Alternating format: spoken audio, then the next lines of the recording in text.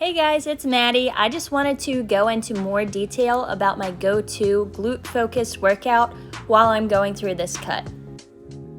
As you guys watch this warm-up, I'm just going to go into more detail about this specific workout. So the main course, or the meat and potatoes of this workout, is going to include 4 key movements. All 4 exercises are going to be compound movements that target specifically the glute maximus. Also, at the end of this workout, there are a handful of little exercises that I do to target both the glute medius and minimus. We all know by now that a lot of women strive for an hourglass figure, including myself. However, when we go into a calorie deficit or a fat loss phase, we're going to see some body changes. A lot of women carry fat around their hips and their butt. So when you lose that weight, we really want to hold on to that muscle mass in our lower body to maintain that hourglass shape. In order to really maintain that muscle mass, we have to lift heavy. You're not going to get bulky, you're going to have a fatty, okay? If you are comfortable with doing 15 reps of something and you're not really feeling it in your targeted muscle area, you should go up in weight. It's uncomfortable, it's difficult, however, it's progressive overload, and progressive overload is proven to help build and maintain muscle mass. Alrighty, after warming up with a kettlebell and a light band, we're getting into our first key exercise, which is a Romanian deadlift. RDLs can be done with many different types of equipment. However, I am using a trap bar here.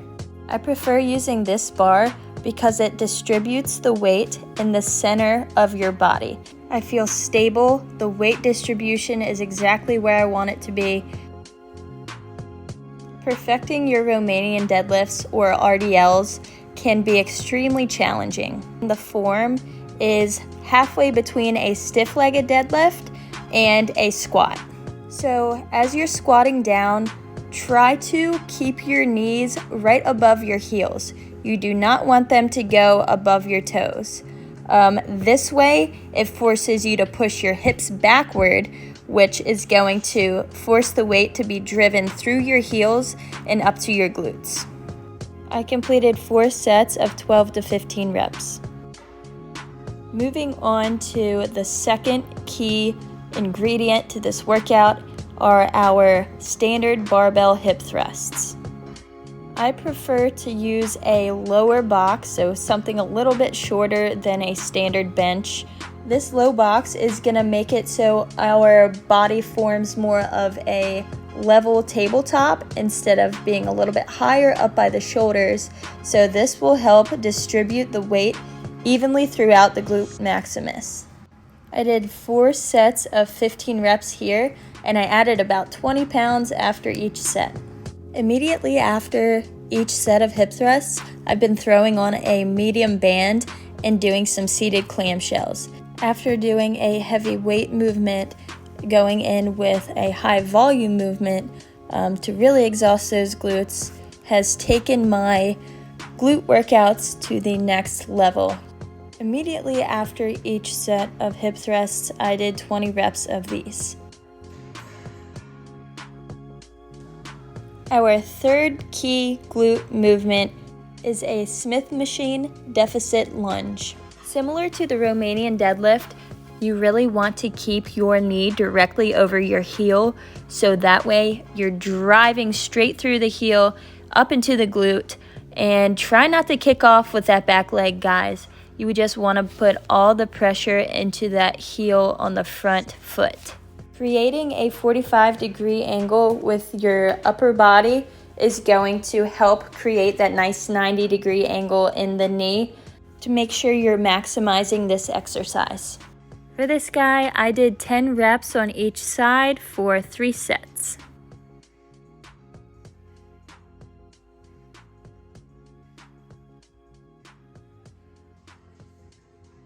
To make sure your foot placement is proper, I like to line up the plate on the very edge of the Smith machine bar. So here is the fourth key exercise for this perfect glute workout. I got this exercise from Kirsten Fox. She is an incredible Instagrammer. She has amazing advice and her workouts are incredible. This is pretty much just a single leg RDL, but it's performed on a reverse hack squat machine.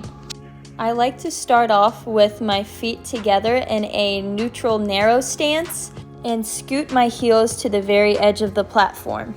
As I move my hips backward, I'm focusing on keeping my core tight and also making contact with that back foot to the floor behind me. This will target the cheek of the foot that's on the actual platform.